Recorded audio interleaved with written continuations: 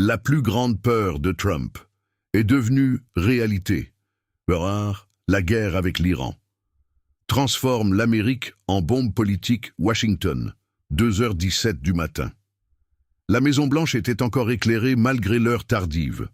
Les couloirs semblaient plus silencieux que d'habitude, comme si le bâtiment lui-même retenait son souffle. Dans la Situation Room, plusieurs écrans diffusaient des cartes du Moyen-Orient. Des points rouges clignotaient autour du golfe Persique. Les analystes militaires parlaient à voix basse. Les mots « attaque »,« représailles »,« détroit d'Ormuz » et « prix du pétrole » revenaient sans cesse. Donald Trump observait les écrans sans bouger. Personne n'osait interrompre son silence. Quelques heures plus tôt, un nouveau bombardement avait frappé une installation stratégique liée à l'Iran. Immédiatement, les marchés asiatiques avaient paniqué. Le pétrole venait d'exploser au-dessus d'un seuil psychologique historique. Et pendant que les chaînes de télévision parlaient de missiles et de géopolitique, une autre crise, beaucoup plus dangereuse, commençait à grandir dans l'ombre. La crise du quotidien. Parce qu'en Amérique, la guerre ne se mesure pas seulement avec des armes, elle se mesure avec les prix. Le lendemain matin, à Cleveland, dans l'Ohio, Sarah Mitchell regardait son ticket de caisse dans un supermarché presque vide. Elle avait 42 ans, 2 enfants, un mari chauffeur routier, une maison achetée à crédit il y a 8 ans. Avant, elle remplissait le chariot sans trop réfléchir. Aujourd'hui, elle comptait chaque dollar. Elle prit une boîte d'œufs, puis la reposa.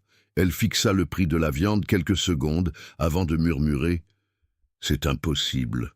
Autour d'elle, plusieurs clients faisaient la même chose. Les regards étaient lourds. Personne ne parlait. La télévision suspendue au-dessus des caisses diffusait une édition spéciale.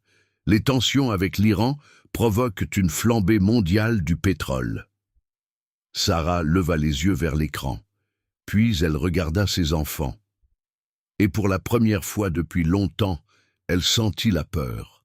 Pas la peur d'une guerre lointaine, la peur de ne plus réussir à vivre normalement. Pendant ce temps, à Washington, les conseillers économiques tentaient d'expliquer la situation à Trump. « Monsieur le Président, le problème dépasse le Moyen-Orient. » Trump tourna lentement la tête. « Expliquez. » Le secrétaire au Trésor prit une inspiration. « Le pétrole influence tout. Le transport, les aliments, l'électricité, les chaînes logistiques. Si les prix continuent de monter, l'inflation va devenir incontrôlable. »« On a déjà vu pire, » répondit Trump sèchement. « Pas avec ce niveau d'endettement des ménages. » Un silence tomba dans la pièce. Le conseiller continua. « Les familles américaines sont plus endettées que jamais. Les cartes de crédit explosent. Les taux sont élevés. Les salaires réels baissent. Les gens commencent à étouffer. » Trump croisa les bras. Il connaissait cette expression. Les gens étouffent. C'était exactement ce qu'il avait utilisé des années auparavant pour attaquer ses adversaires. Mais cette fois, le problème se produisait sous ses yeux. Et il ne pouvait plus accuser quelqu'un d'autre. Dans les jours qui suivirent, la situation empirait heure après heure. À Dallas, les chauffeurs Uber travaillaient 12 heures par jour simplement pour payer l'essence. À Los Angeles, des étudiants dormaient dans leur voiture parce que les loyers devenaient impossibles. À New York, des familles de classe moyenne commençaient à utiliser leurs cartes de crédit pour acheter de la nourriture.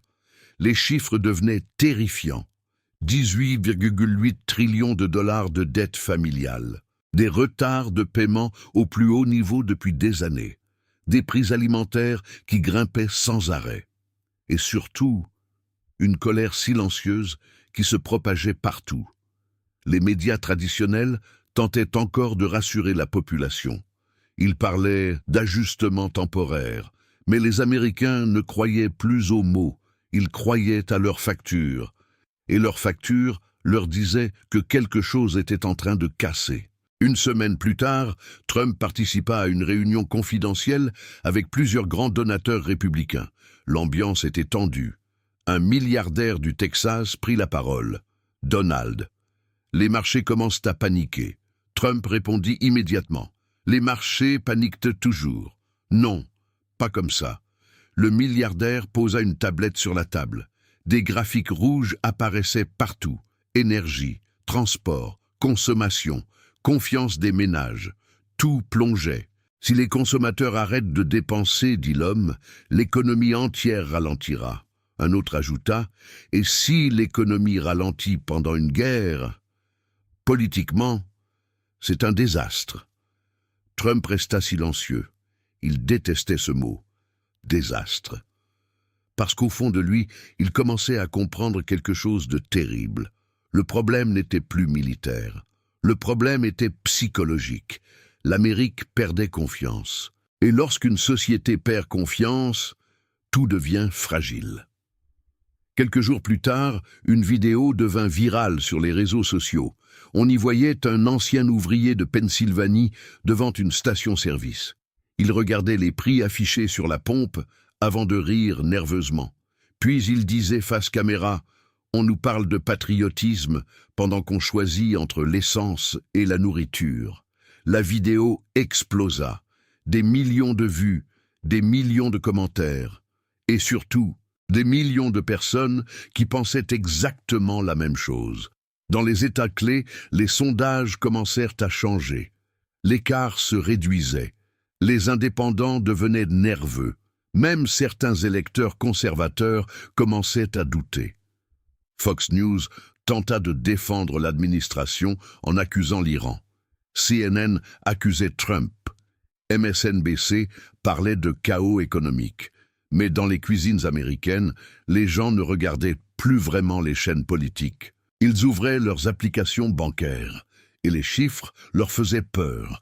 À Chicago, Michael Rivera, ancien vétéran de l'armée, observait son fils dormir sur le canapé. Le garçon venait d'abandonner l'université. Trop cher. Michael regarda ensuite une enveloppe posée sur la table. Retard de paiement.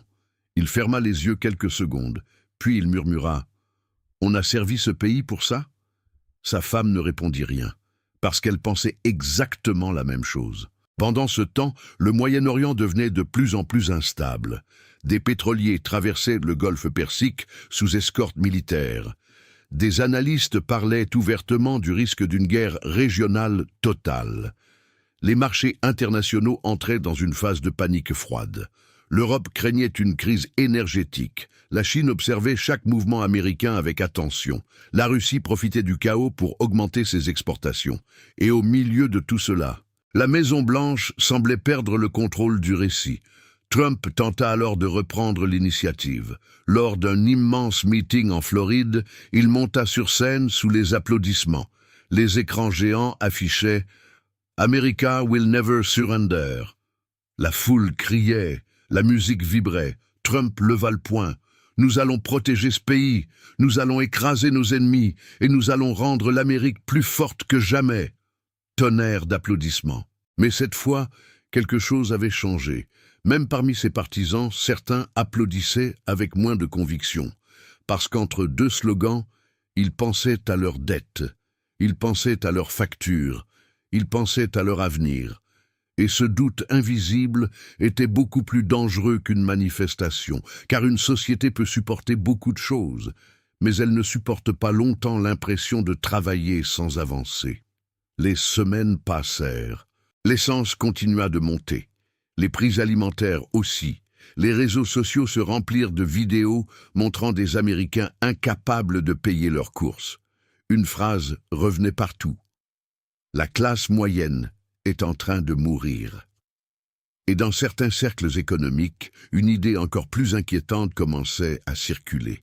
Et si cette crise n'était pas temporaire? Et si le modèle économique américain lui-même arrivait à une limite historique? Pendant des décennies, les États-Unis avaient vécu grâce à une mécanique presque parfaite, énergie relativement bon marché, consommation massive, crédit facile, dollar dominant.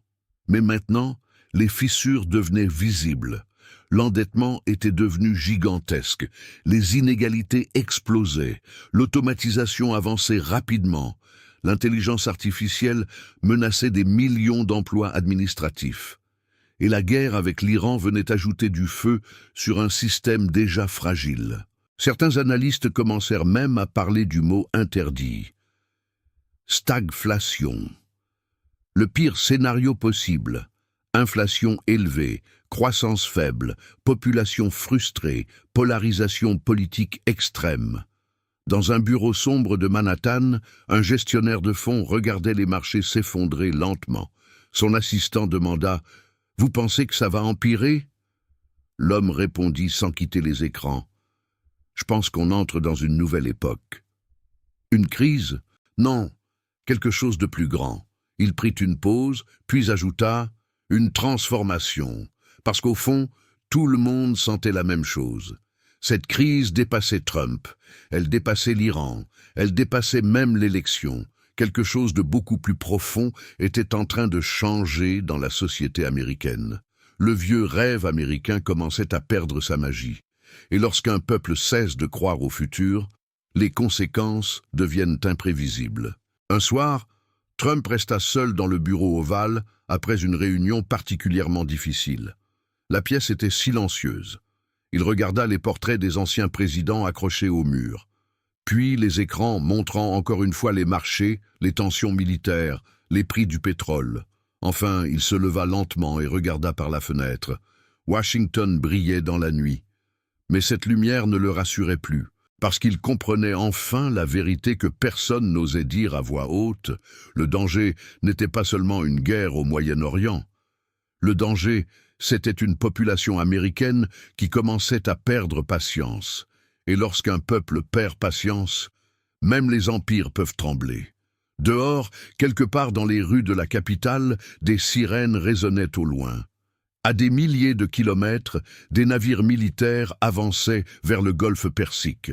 Les marchés asiatiques allaient bientôt ouvrir. Le pétrole allait encore monter. Et dans quelques heures, des millions d'Américains allèrent se réveiller avec la même question dans la tête. Combien de temps pouvons-nous encore vivre comme ça? Personne n'avait la réponse. Pas les économistes, pas les généraux, pas les journalistes, et peut-être même pas Donald Trump lui-même. Mais une chose devenait claire. La guerre avec l'Iran n'était plus seulement un conflit géopolitique. Elle était devenue un miroir révélant toutes les fragilités cachées de l'Amérique moderne. La dette, la dépendance énergétique, la colère sociale, la peur du déclassement. Et surtout, la sensation grandissante que le système tout entier commençait à craquer.